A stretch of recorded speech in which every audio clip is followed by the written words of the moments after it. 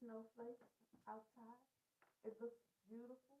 I have missed the snow for the past 3 years here at Hartwood.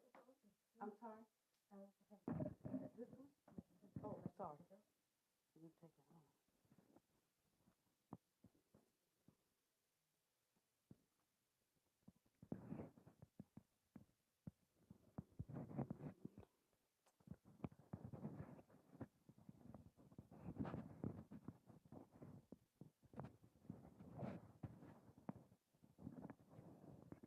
Yes, ma'am.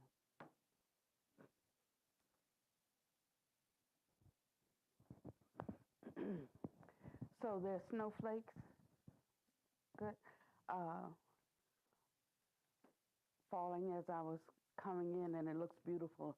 And it has snowed here for the last 3 years. When we first moved here in 2005, you didn't even have to wear a jacket in the winter. I mean, we only had like 2 or 3 days where it was chilly.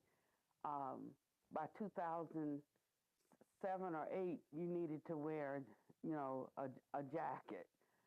By 2010, you needed to wear a coat. Uh, and coming from D.C., I didn't consider what they called winter. But I think now we really do have a winter. So when we talk about global warming, maybe, climate change is a better way to help some people understand who think it's not a real thing. But the climate change is a real thing. And some places are getting colder, some places are getting, hotter, but everything is shifting and at such an extraordinarily obvious uh, pace, you know. And so sometimes we just have to find, you know, if you try to get into a place coming this way and it doesn't work, you can't like just say, well, I'm going to just bring a battering ram and make it work. You might have to try to come in through another gate or another door. And that's where the Buddha talks about skill, skill in being able to penetrate, and why we have to have the strength and the tenacity to keep going and keep trying another way, keep trying another way. And why we also have to have a certain amount of inspiration, because it provides the energy that we need to keep persevering, to keep trying again, or to overcome the odds, and so what I love about this book, Beyond the Himalayas, is that the teachings are inspired. And what that means is that they spark life in you. It's if a thing doesn't have the properties that allow burning, I don't care what you do to it, it won't burn.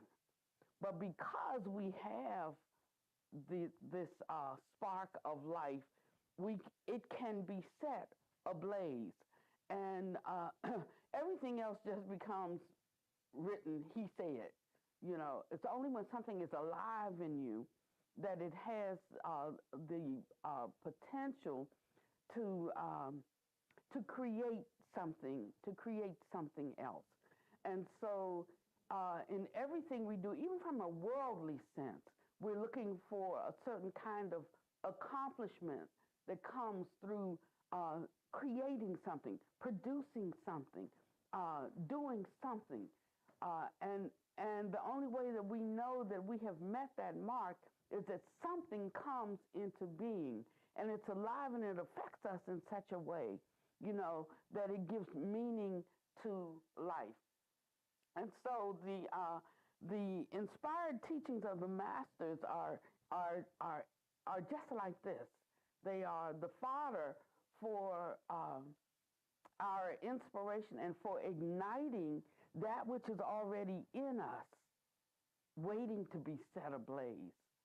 There had to be something more than ordinary that the Buddha and many other masters and mystics, as we call them, discovered. Because otherwise they're just a compilation of words, and words alone or by themselves do not inspire. But when there is something added to it that is born out of the direct realization, awareness, experience of the one who is sharing, if there is that flame in you, then it can set, it can activate. That's the word I'm looking for. It can activate what's in you.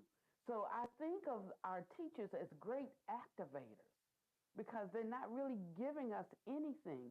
How could they give us anything? They're not giving us anything, but they are sparking that which we already have. Yeah. And if one understands it in this way, then one, I shouldn't like say let the greed temperament arise, but you could feel a little bit uh, greedy in a good way uh, around imbibing the Dharma, you know. Uh, yeah, it's something like that. It felt so warm when I came in, but all you have to do is sit here for a few minutes, and it's no longer warm. Sister, would you call the gas company today and ask them if they can? I don't think they've never been in this building, and ask if they could come here and tell us what we can do to heat this building for the winter, because electric's not going to do it, but we need it to be no sound.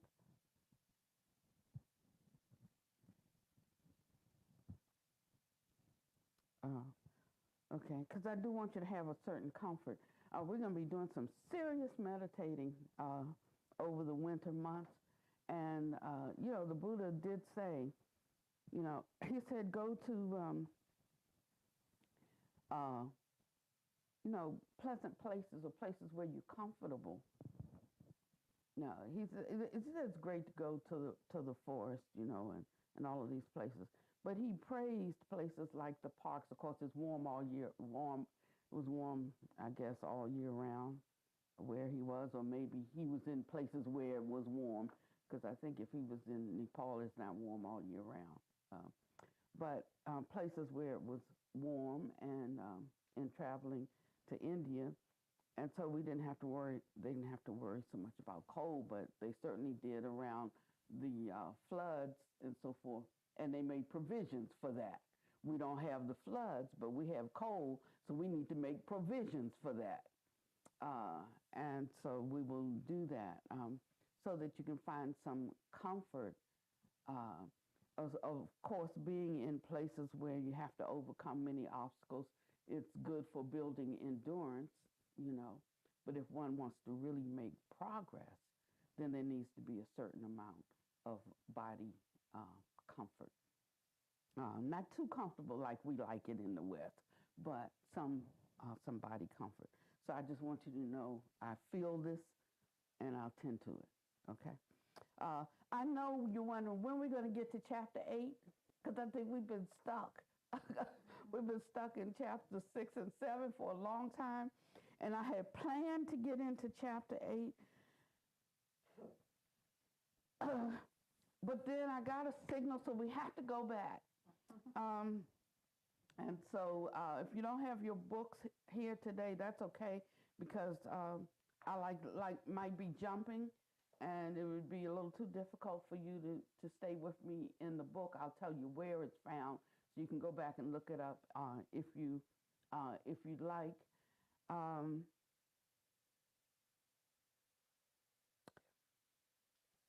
But I wanted to, the purpose of this is not reading it like a novel, because it is a good read, but you won't get out of it what you need to grow, and so I like to keep pointing back or rolling back, because that's what you should be doing in your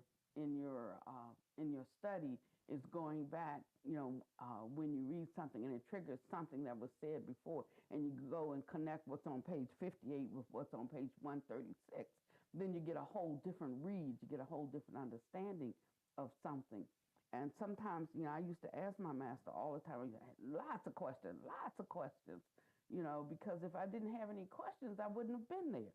I would have just stayed with what I was doing, how I was doing it, But because I had questions that couldn't be answered, I went to ask what one of my masters said is, if you want to know what a master meant, don't ask his disciples because they don't know. They're still trying to figure it out. Go ask another master.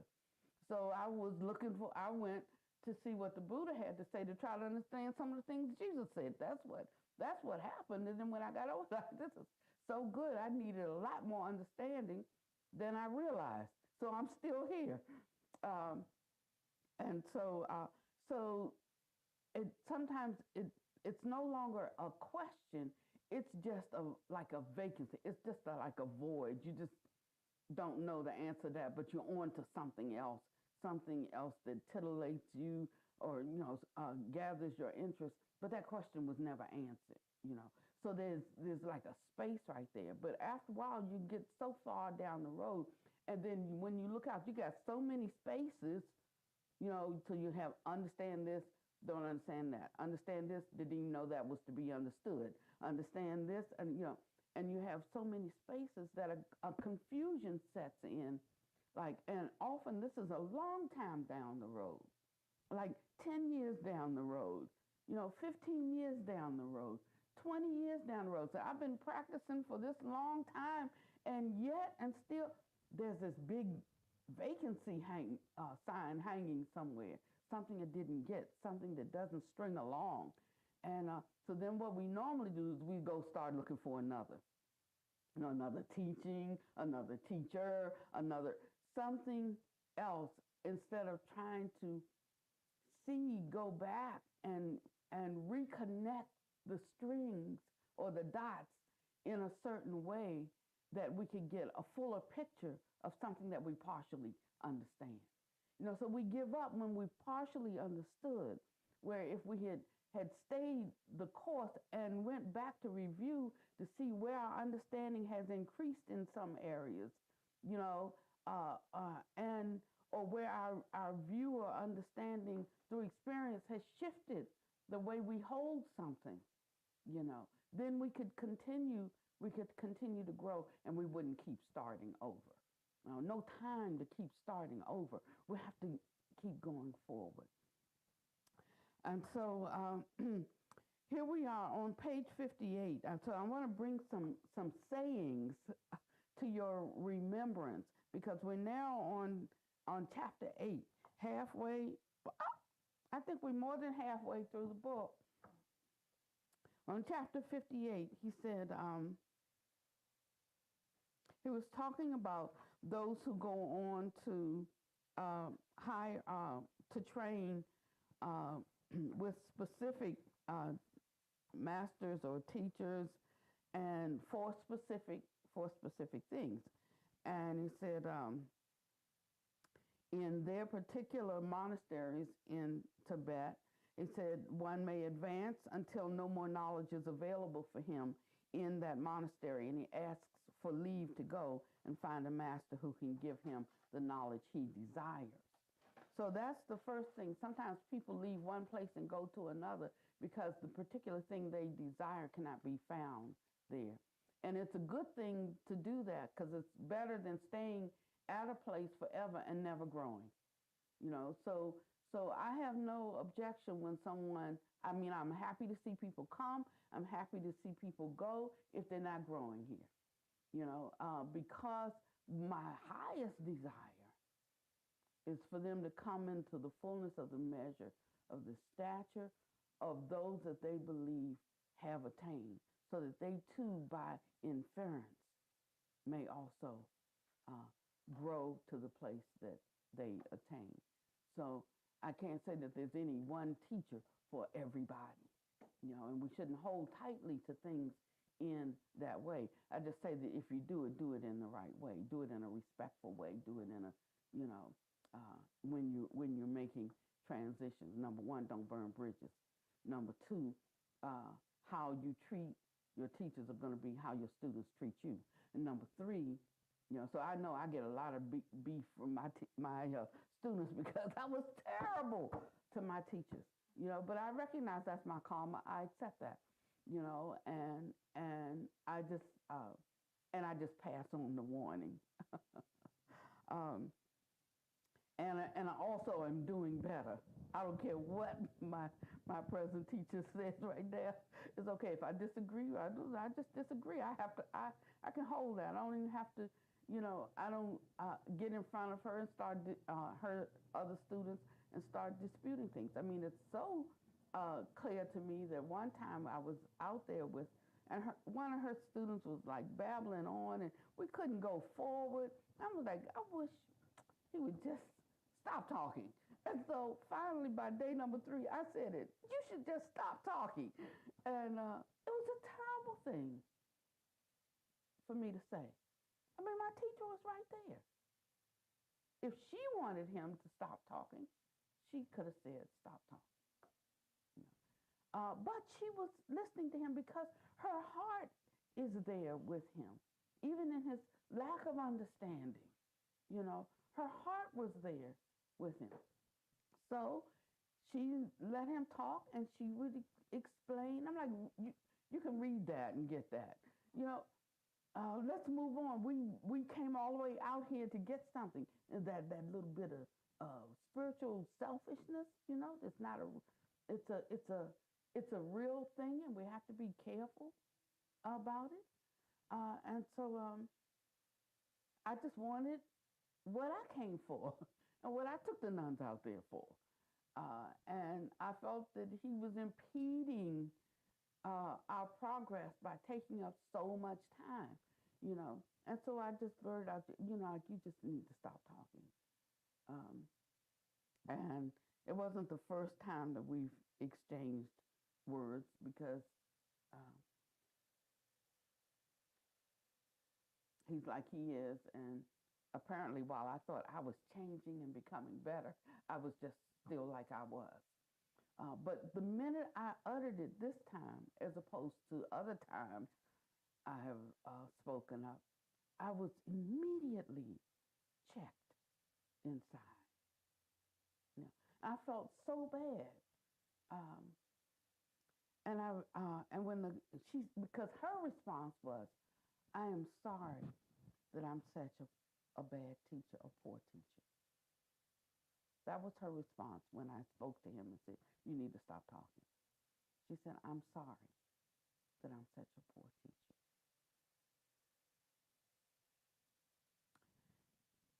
And I went to her after we broke, and as we were preparing for lunch, and I apologized to her. And I saw something in the humility of her comment that she couldn't get the teaching across to them in a way, or that in the way she was getting it across, it was such an irritation to me, both of us, her students, And I learned something in that moment. That didn't have anything to do with Dharma, you see. But I learned Dharma from that response. So we have to be able to connect the dots. And at any given time, we may see something, we connect the dots in that way. And then we start holding fixed to it, like that's the only way to see this. But when we can continually review, we can connect the dots in a different way. And then we end up with a 3D picture, something that has some movement to it, some animation to it, some depth to it, that's useful in our daily living. So on page 58, he said,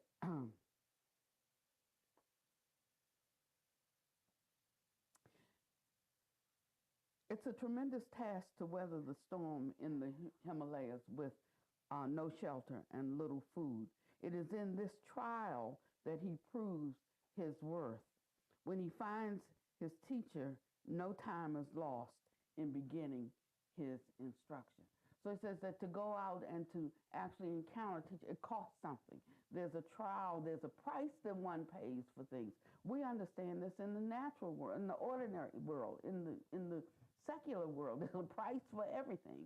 and we decide how much a thing is worth to us. But when we get to spiritual matters, because somebody said, you know, spiritual teachings are supposed to be free, we have ascribed zero value to them, or at least it's a variable value. You know, it just depends on whatever else I want, whether I'm going to rank it lower or higher. You know, but once we establish the highest value to it, then it will hold a supreme place in our life, and our lives will change. You know, regardless of what's happening on the outside, our lives, we will be changed inside, and that determines or establishes our capacity to deal with all the outside stuff. And as much as someone's words may offend us, ignorance will offend us more. Our own ignorance, I'm speaking of. Not somebody else's. You can't wear that dress. But our own ignorance will offend us even more. And once we reach that state, we are glad to hear. We're glad to ponder someone's sayings, even if the view is not one that one presently holds, to see if perhaps it is true, unless I'm already as happy as I want to be, unless I'm already, you know, as accomplished as I want to be, unless I'm already, you know, as safe and as balanced emotionally as I want to be.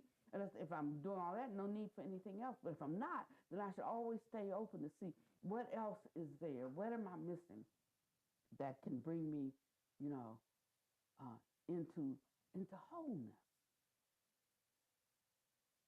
This is when the true desire for renunciation is evident. You know? So I'm not thinking renunciation in the sense of I renounce this, I renounce that, I give up this, I give up that. Not in those superficial ways am I speaking of renunciation, but the true renunciation is when one knows for a fact that there is nothing in conditioned existence that can bring one ultimate happiness. And then we can be okay with and hold relative happiness, but we know that's not the greatest happiness. And we're always looking for the greatest happiness while we can hold with confidence the relative happiness. You know, and so this is something that comes in time with our progress, our true spiritual development, if we don't get sidetracked by the mundane, by both worldly mundaneness, if that's a word, and also by the spiritual mundaneness.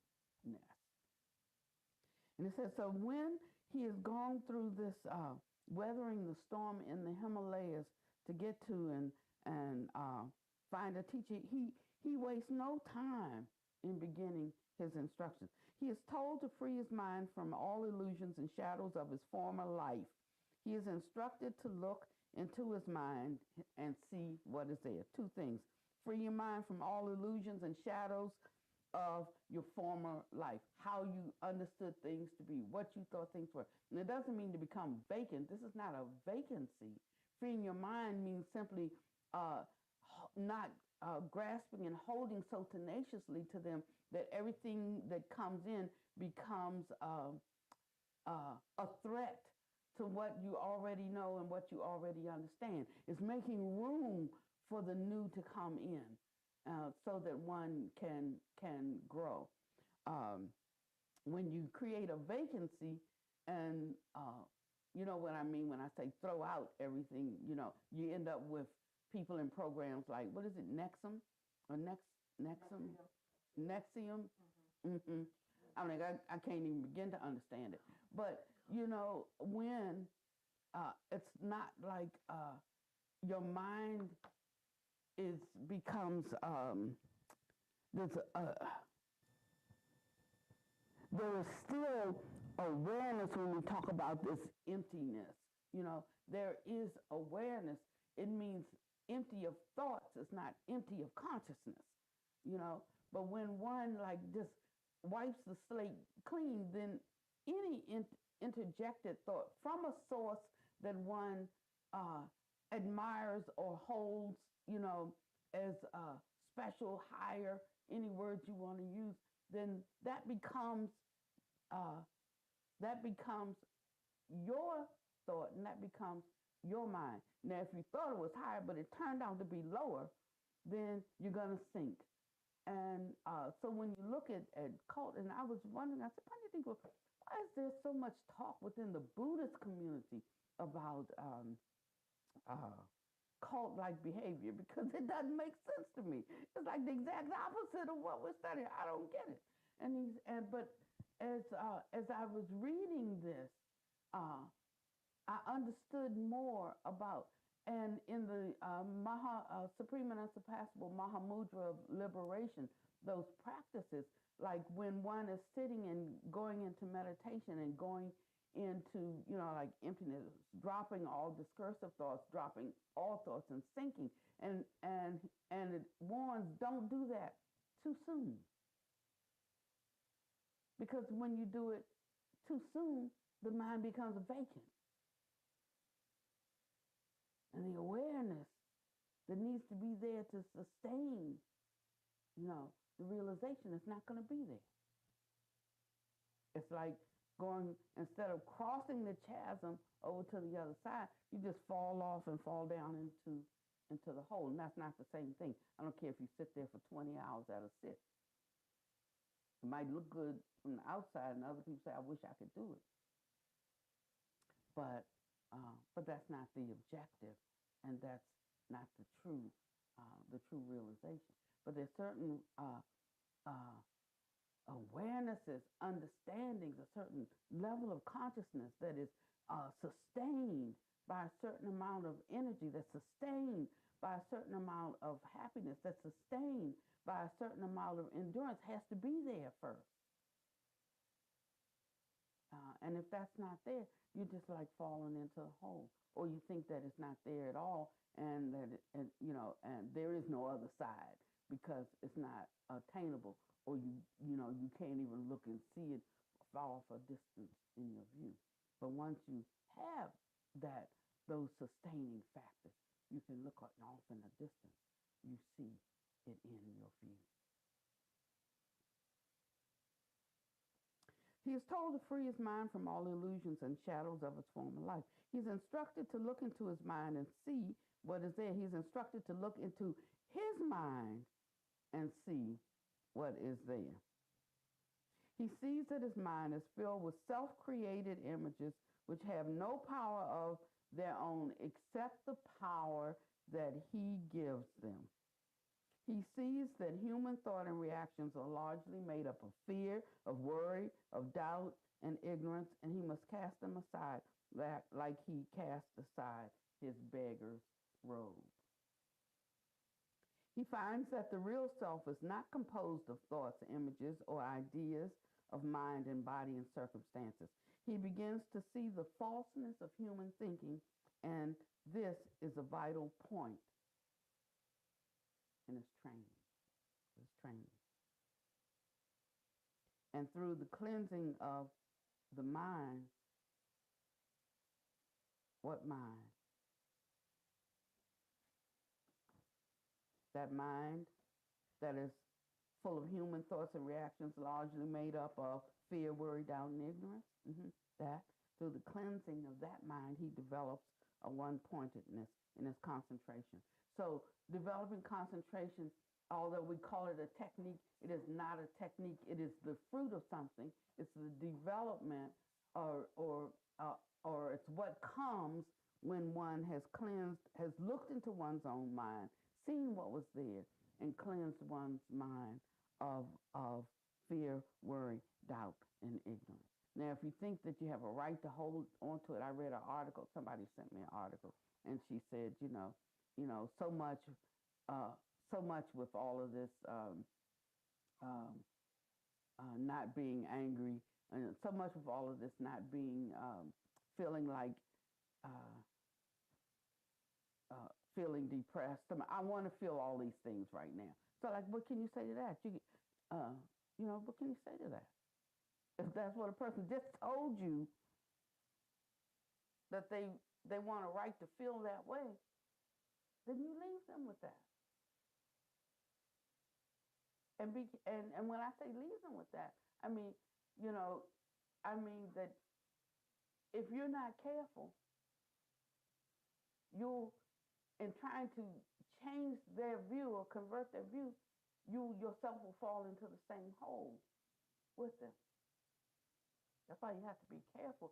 Like when you're feeling negative about something, who you hang around with and who you talk to. Because there's a natural gravitation towards somebody who will agree with how you're feeling right now, because misery loves company. And you should know that. So when I'm feeling miserable or I'm feeling, disturbed by something, I don't go to other people who are also feeling miserable in that same way and disturbed. Because I know they're not going to take me to any good place. But I go to somebody who is strong or who's developed in that area and say, can I just talk to you? And then we'll talk. But not the one who's also confused, or not the one who's also like maybe not in the place that they should be.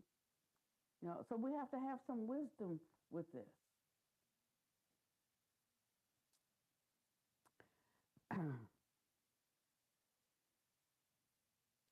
And so through the cleansing of the mind, he develops a one-pointedness in his concentration and direction not known to the outside world.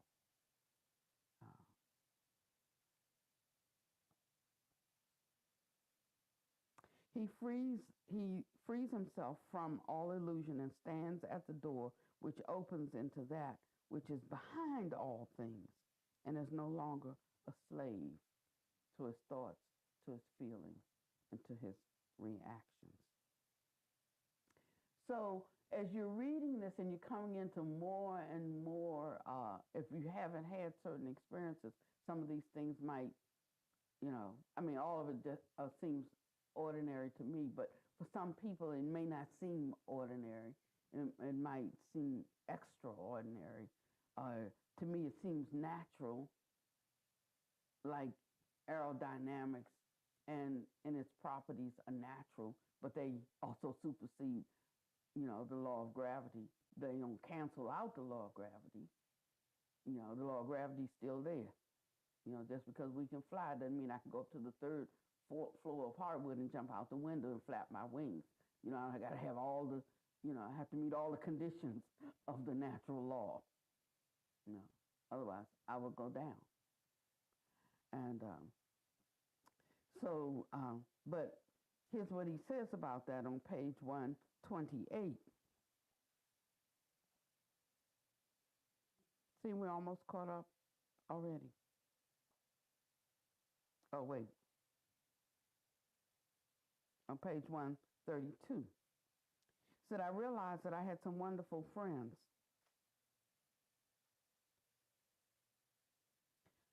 Natural friends, not supernatural, for there's no such thing as a supernatural person, as Geshe Rinpoche told me.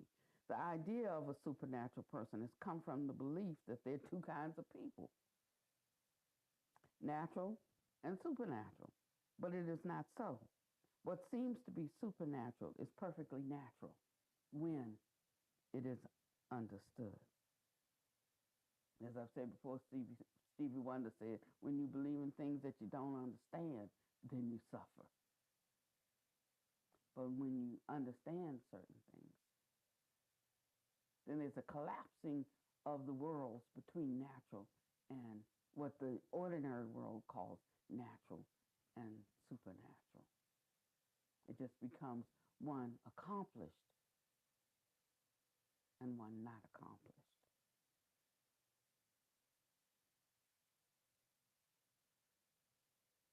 This I had already learned. No wonder that I did not want to leave, but it was not to be.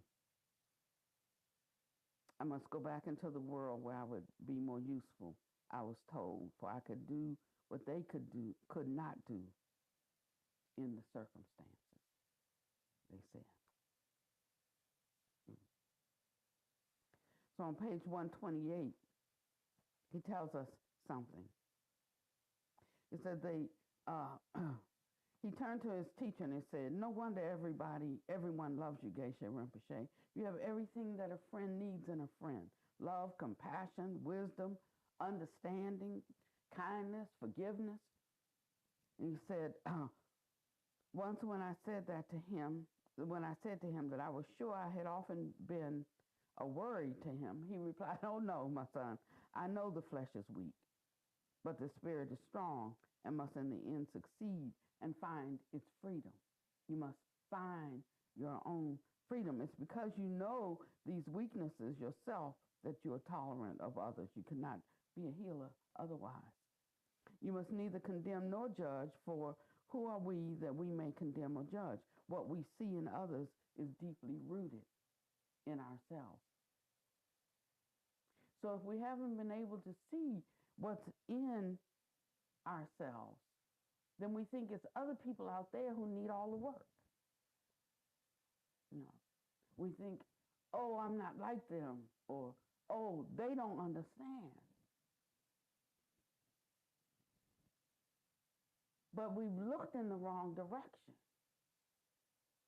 What allows me to see and to know some things about others is because I look this way. To see and know what something is, and I can recognize it wherever it is. I can recognize it in whoever it's in, but it's because I have first recognized it in myself. And that's what allows tolerance. That's what allows, when I think I'm so accomplished, being with who I think are babies. That's what allows us to be together, and I think I'm higher than someone else, or lower than someone else. It's what erases this notion. You know, we think about equality in Buddhism, but we drag in a worldly concept of equality. You know, so we think everything should be like this, but it's not like that. It's when somebody comes up 40%, then you bring the 60. When somebody comes up 20, you bring the 80. When somebody comes up 99, you bring the 1%.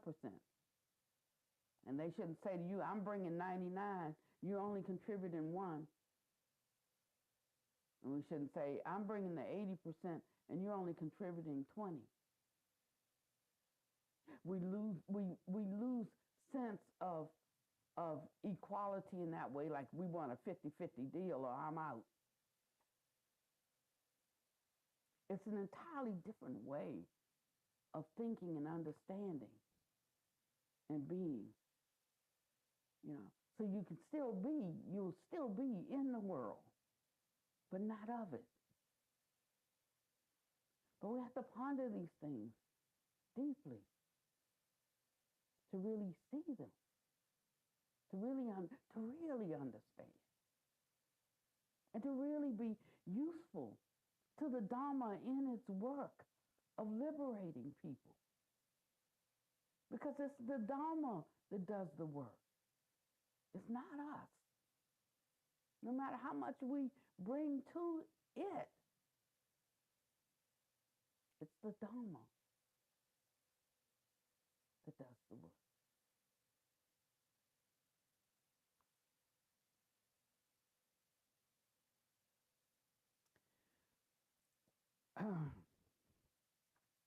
So then on page 1,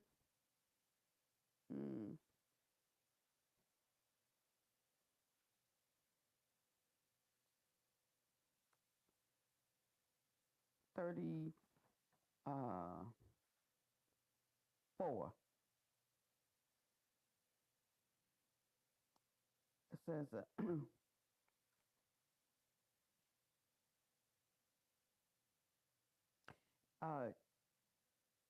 they had to go. The next monastery was like way high up on a cliff, and if you've been to to the east, like their mountains are not like our mountains. They don't go like this. Even I know ours a little worn down, and you can't help it when you're oldest, right? But so I never, when they laugh about the foothills of North Carolina, I'm like, ignorant. They don't understand the history of our mountains, So I don't feel bad that we're not the tallest mountains. We're the most enduring ones, and we're still here, sort of. I mean, so when we think of 6,000, 8,000 feet, like 6,000 up there on Pinnacle Mountain, to me, that's just as high as the sheer cliffs of the Himalayas, you know. But they are beautiful. If you've ever been to the Ozarks and you see the mountains, those mountains are sheared off like in the Orient. They are they're just like, I don't know what the composition of the mountain is, but it seems to be different, like not a lot of dirt, a lot of rock and mineral, and they're sheared like this. They're beautiful, they're glorious to look at, and they're scary as heck too, because they give you like a stark look at life. In our mountains, we see, deer and rabbits and green things growing, and so, oh, that's so beautiful, that's so beautiful. But those mountains are sheer, and they're awesome, but in a way, they're a little scary because they are so stark, but they hold a certain beauty, of their own.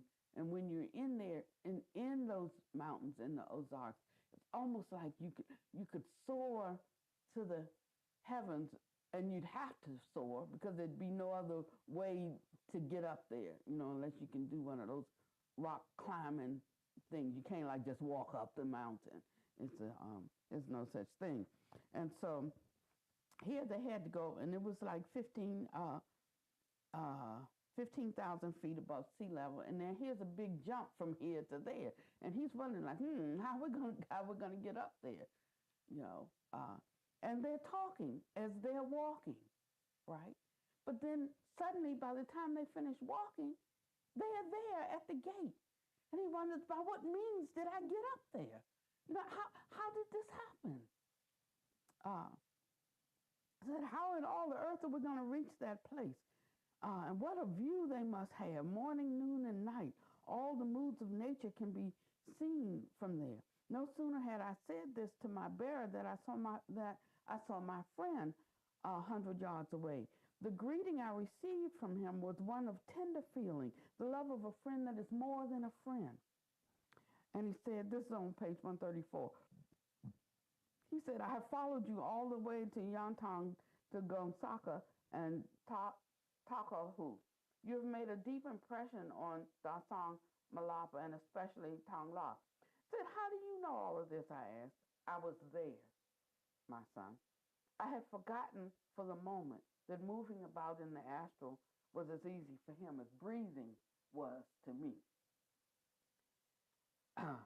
He said, this is a beautiful spot, and we can do much here.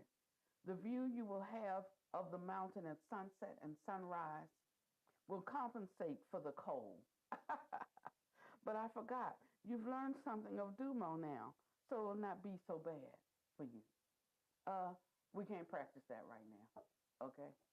So if we ever get to the place that we do, then we won't have to worry about it being cold. This will be a good test. What I want to do here, he went on, is to make you more proficient in your inspiration. I want to make you more proficient in your inspiration, especially from the highest forces. And here's the most suitable place, as it is so high and secluded away, basically away from the world. I replied, I know I am better at thought transference now, because he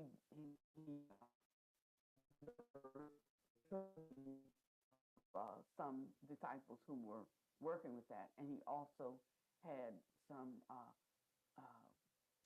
development within himself. He said, yes, he said, but this is much more difficult. It is overshadowing. It is much more perfect and a reliable way of getting a message over because there is more direct contact. Also, your mind must be empty and free from fixed ideas. Otherwise, you will be coloring what is said with what is in your mind. Your mind must be empty and free from fixed ideas, not from awareness, tamping down, closing off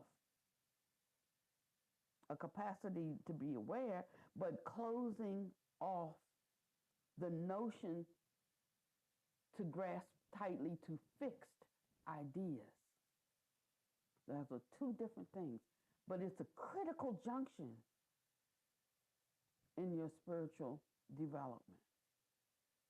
Knowing what the difference is, feeling through it until you understand the difference.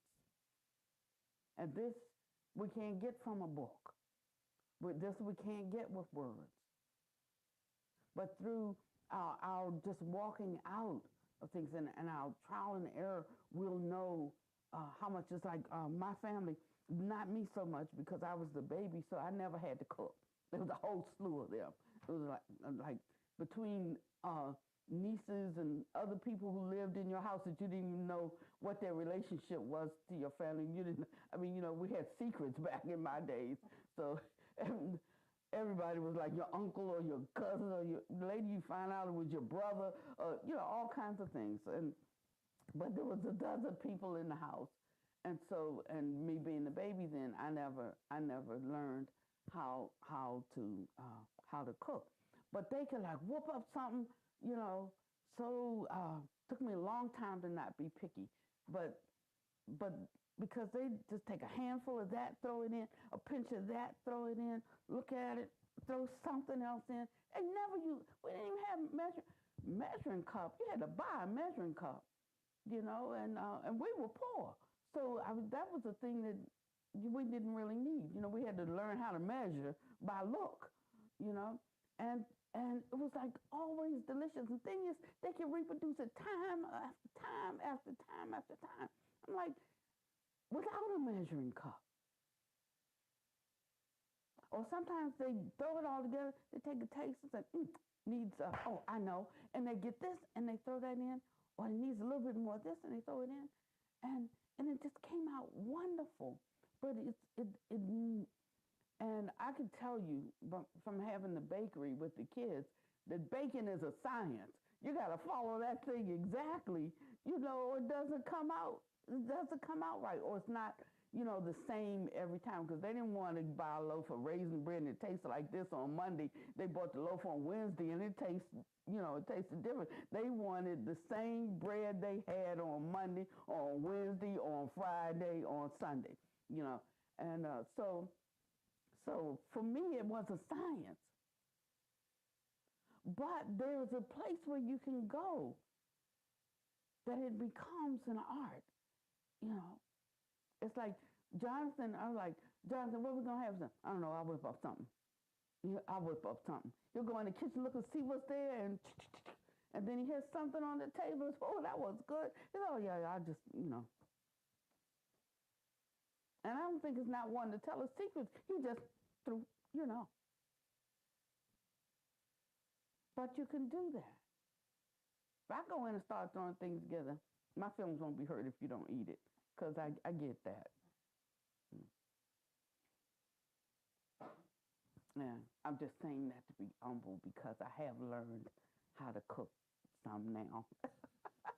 And a few things I can cook, they are really good, but it is really a few, just a few. And so he's talking here about something that being when the mind is free from fixed ideas, something no longer has to be this or this. If it's not this, then it has to be this, or I can't understand it.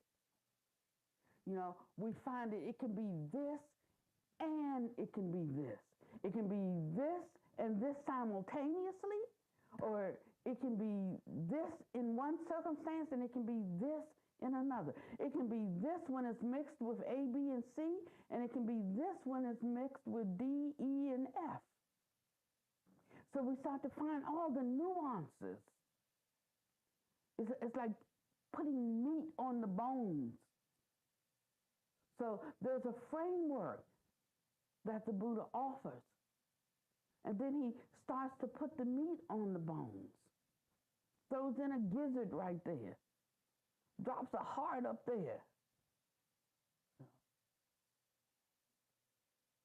And then we come along and say, oh, you know, appendix, oh, that doesn't serve any purpose. We just take that out, you know.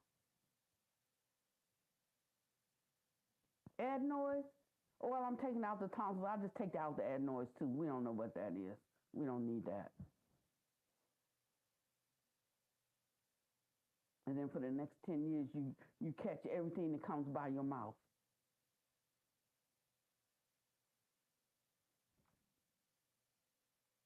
It's cutting away things that we think have no purpose because it doesn't agree with the way, the track that our train runs on. It doesn't agree with the way that we think. I'm speaking now to us in all earnestness because there is something happening. There is a quickening here. It's been happening for the last at least 6 months. You gotta be able to feel it. Even the one we consider with the least understanding, growing in leaps and bounds in understanding. You should read some of the emails I get from the insights from people who are not here. They're picking it up online, connecting the dots, living in isolation by themselves or with families that have no interest in the Dharma or its discipline. And yet, it would be a shame for us to not recognize and respect the favor and the flavor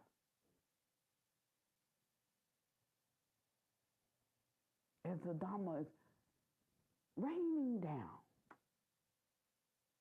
upon us. If we miss it, nobody's fault but ours.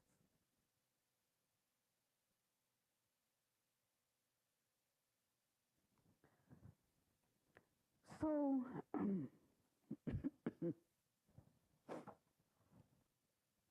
he's stringing together all of these experiences. And he says,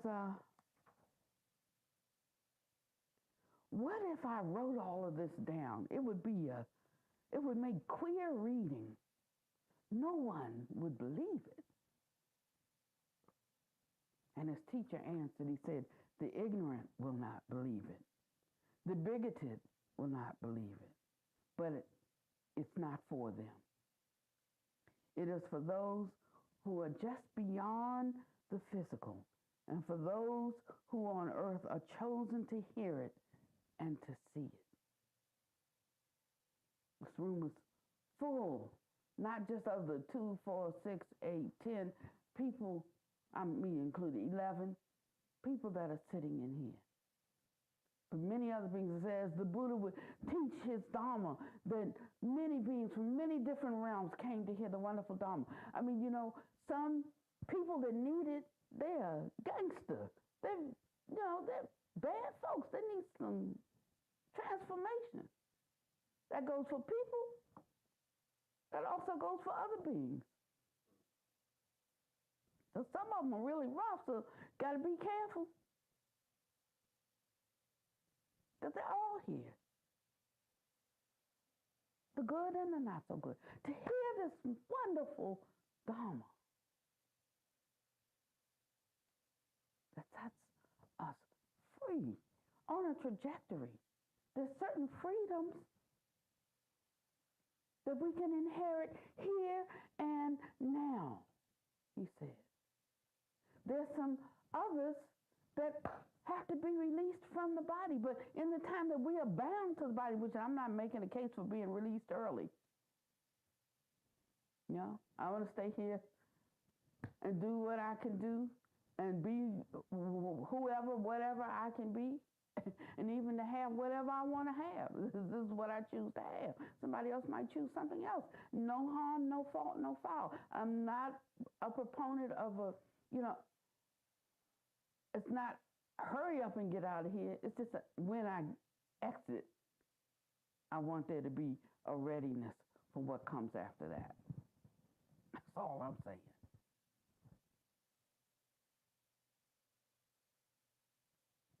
And you might say, well, you don't know that there's anything that comes after that.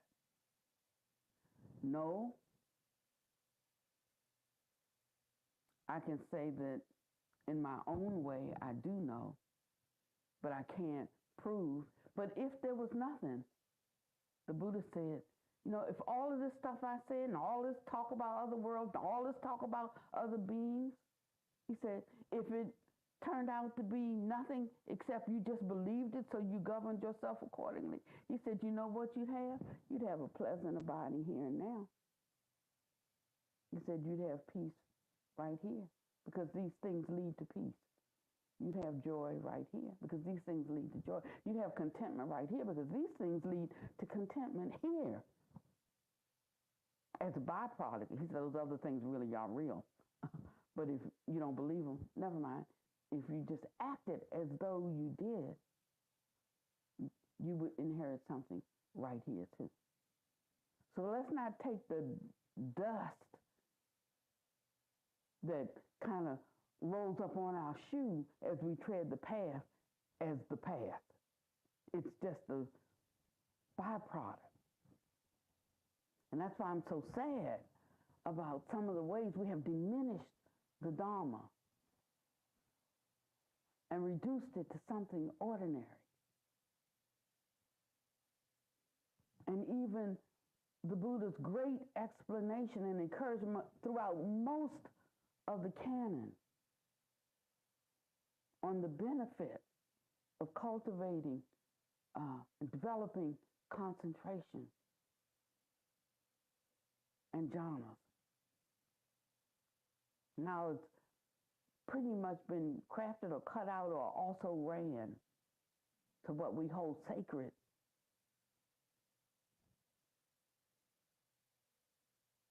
In secular Buddhism, that's an oxymoron, isn't it?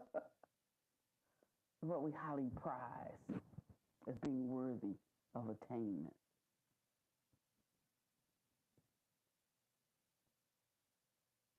And the reason I think it's such a shame is because if you are attending, well, some of you out in internet land, sorry, you're missing a great teaching that we have on Tuesday, Wednesday, Thursday, and Friday here for the residents. But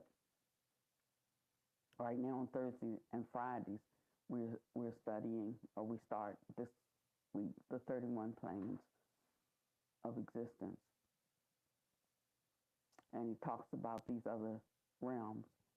And if one has, attained this state of concentration, there is the rebirth linking and arising in this plane, in this particular plane. If one has attained this one, there's an arising in this plane. What I do know is, as much as I might like living and being alive as a human on this earth, I don't want to come back. I don't want there to be a rebirth linking in this form. I won't say I don't want to come back, because that's more like a reincarnation, and that's not the way the Buddha explained it. It was sort of grafted in to a particular people's already understanding, that when they live, it just doesn't affect them and this one life. But there's a reverberation throughout the eons. That's how important every single one of you are. And how when you do your work and attain certain glorious wisdom and virtue, that's reverberating throughout the eons. Oh, if you could understand this, you think of yourselves differently.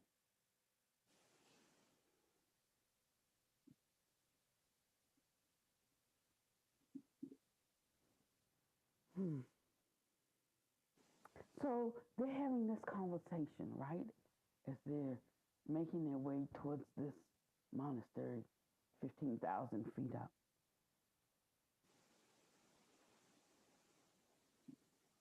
And he said, the ignorant would not believe it, the bigoted would not believe it if I wrote this and put it in a book. He said, but it is not for them. It is for those who are just beyond the physical, that's without physical bodies, and for those on earth who are chosen to hear it and to see it. What is said will be taken down, and not a word will be lost.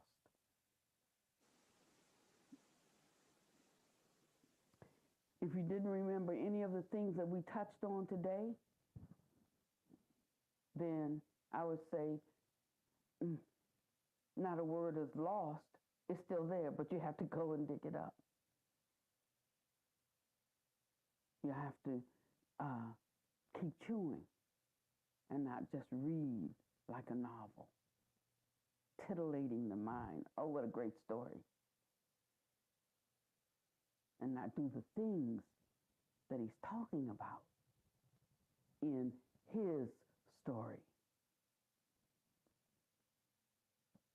It is now I realize the importance of his words, for otherwise the book, Divine Healing of Mind and Body, the Master Speaks Again, would never have been written. I had noticed that we had climbed the steep grade to the monastery itself. When I looked back, I saw how far we had come. I said with a surprised look, good gracious, I had no idea that we had reached this height. With that, he smiled, knowing more than I did.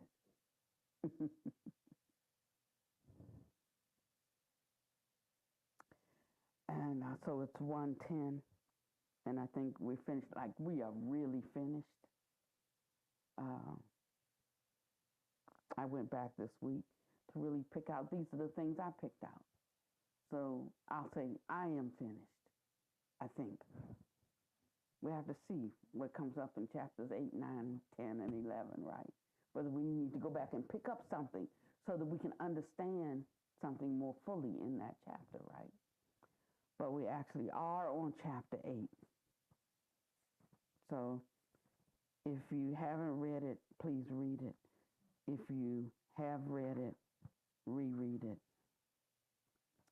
And just in case, you can read chapter 9 as well. Don't worry if you don't go through all of chapter 9. But in case I need to tie 8 and 9 together, and tie 8 and 9 together with some previous points that we should consider and contemplate, you'll be one step ahead of me. I hope you're enjoying this. I certainly am. May you be well and happy and peaceful. May no harm come to you, no danger. May you always be able to meet the inevitable difficulties of life.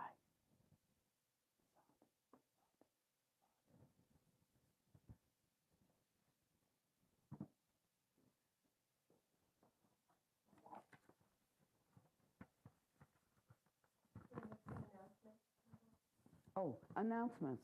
Yeah, because we have some things that came up quickly. You know, we have to be able to walk slow and run fast.